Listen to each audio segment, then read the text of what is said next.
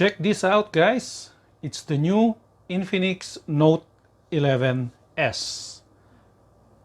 Hey guys, welcome back. This is Bam of MediaTek, and sa video na to, I will unbox itong latest smartphone ng Infinix.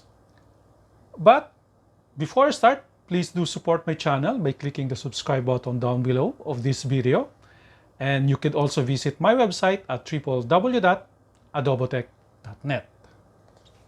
Okay, so Infinix Philippines recently launched itong Note 11S. Ito rin ang unang phone nila na powered by MediaTek Helio G96 gaming processor. Okay, so available na siya in the market. It's priced at 9,990. Okay, so time to unbox itong Infinix Note 11S. Okay, sa box, it comes with the usual green colored box ng Infinix. So up front, you can see, nakalagay na doon yung Note 11S. At the bottom, it says here Helio G96 Ultra Gaming Processor. At dito naman sa taas, nakalagay na rito yung 128GB of storage at 8GB of RAM. And the usual tech specs na nandito sa likod niya. Okay, open na natin siya.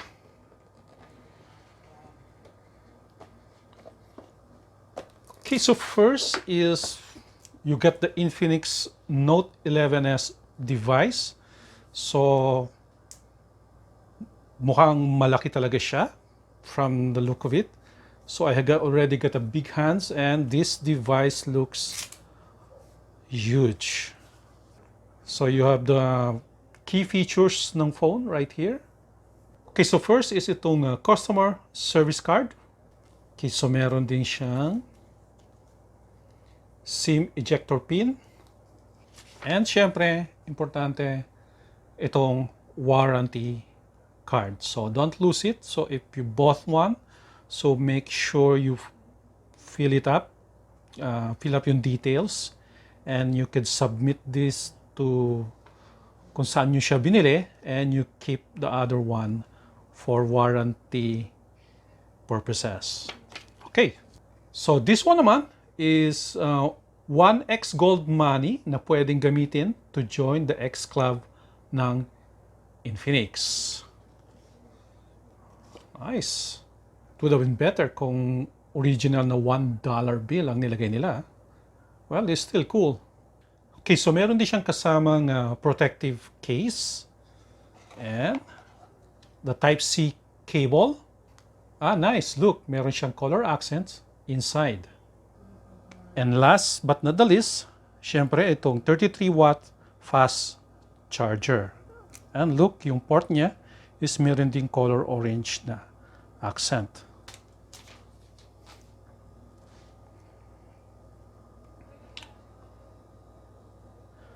That is a nice looking phone. So yung build niya, maganda yung pagkakagawa niya. So like I said earlier, it's a huge device. So malaki siya. So kung medyo maliit yung kamay mo, you're gonna need two hands to use itong phone na to. So nice. So at the back, it looks like it's made of polycarbonate material. Very nice. It's yung glossy design niya. At hindi siya fingerprint magnet. Syempre, kung gusto mong i-preserve yung or protect yung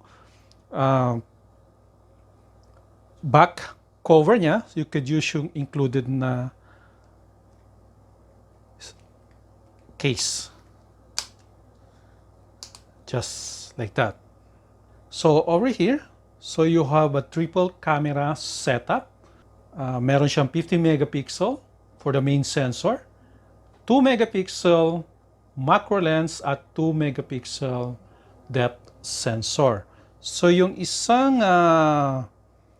camera lens looks like a dummy. And syempre, merong kasamang LED flash. Okay, nice. So at the side, as you can see, yung Infinix branding. At the side ng device is you have yung power button that also doubles as fingerprint scanner, which is really nice implementation. And at dito naman is yung volume controls. Okay, so nice. So it has a nice tactile feel. So pag pinipress siya, dito sa left side, okay, so itong Note 11S supports 4G mobile data connection. You have yung dual nano SIM right here. At on the other side naman is the micro SD card slot.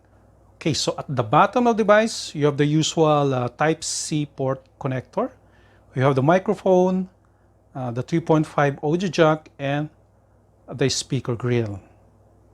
Okay, so nice. Okay, so up front, meron siyang 6.95-inch Full HD plus IPS display. So in today's standard display size, it's one of the biggest in the market. So malaki yung display screen niya. So in terms of bezel, so okay lang, manipis naman yung bezel niya at the top and at the side. Except meron ding namang black portion at the bottom or dun sa chin part, but it's minimal.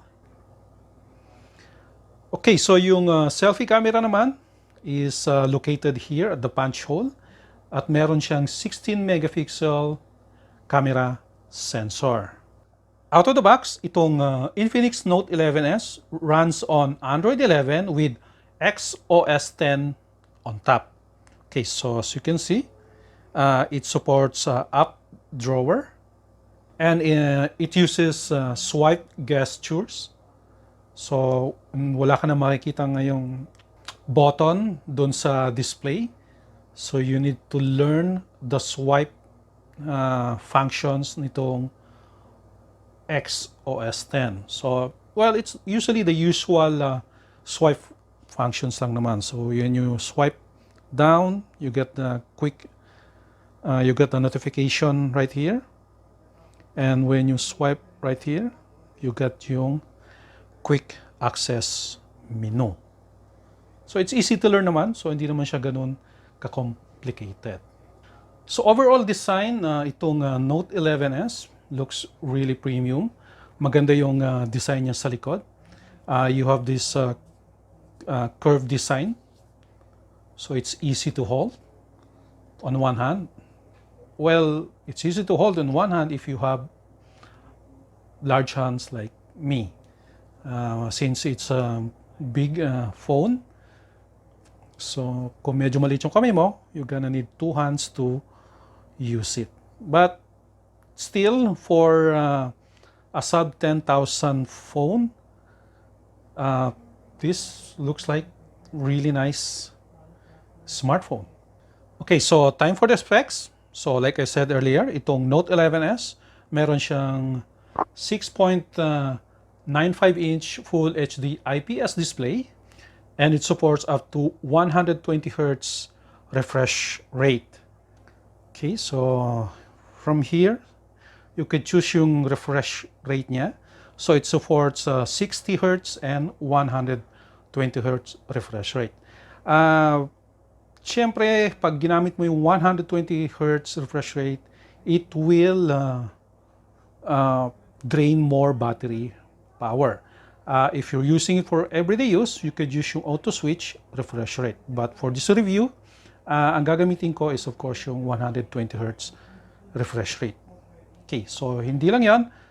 It also supports 120 Hz touch sampling. So this is very beneficial pag naglalaro ka ng games, especially games like shooting games like Call of Duty.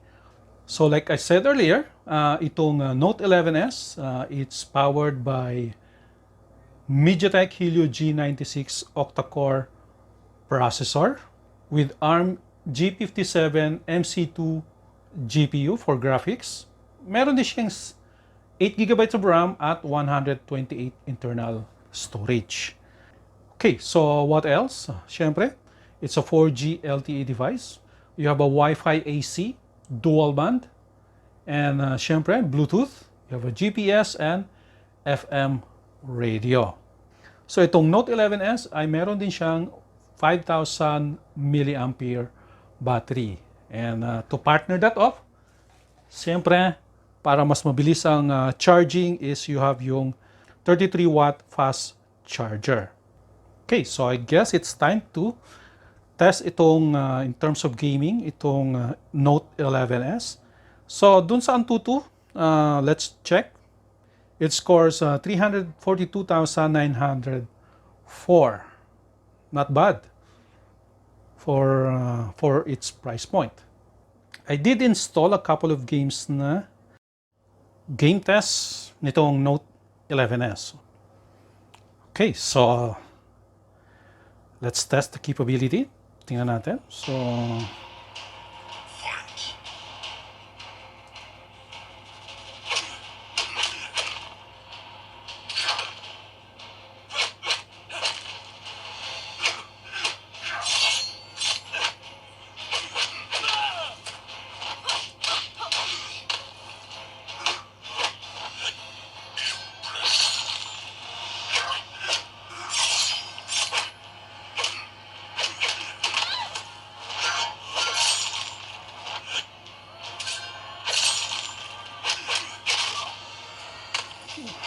right.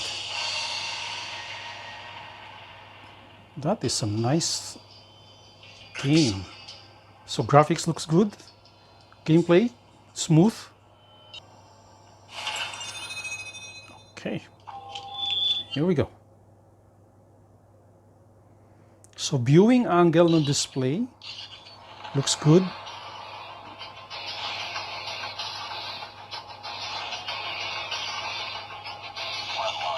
Yung speaker, well, it could be better. So it's always better, or it's always good to use your earphones.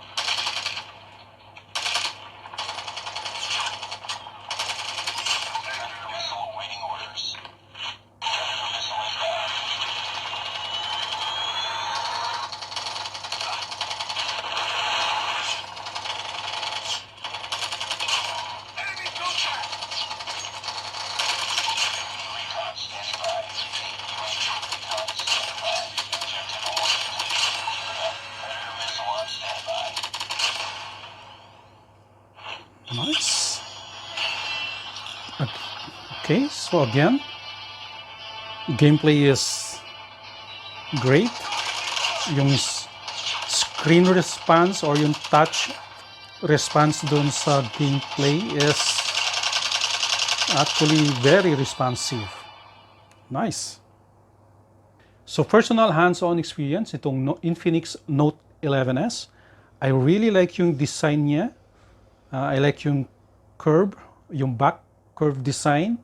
At syempre, yung likod niya, that's the glossy non-fingerprint magnet. Yung easy access dun sa fingerprint scanner. The large display. It's almost 7-inch, which is great for consuming media. Kung mahilig kang manood ng Netflix, YouTube, or other how-tos, videos, cooking, cats, it's a good display size. In terms of performance, yung Helio G96 chipset, it's very capable. So you could install your favorite games and run smoothly. Okay, so if you're looking for a brand new smartphone to replace your old one, the Infinix Note 11s is a good option. Again, this is Bam of MediaTek, and thank you for watching. Now back to work.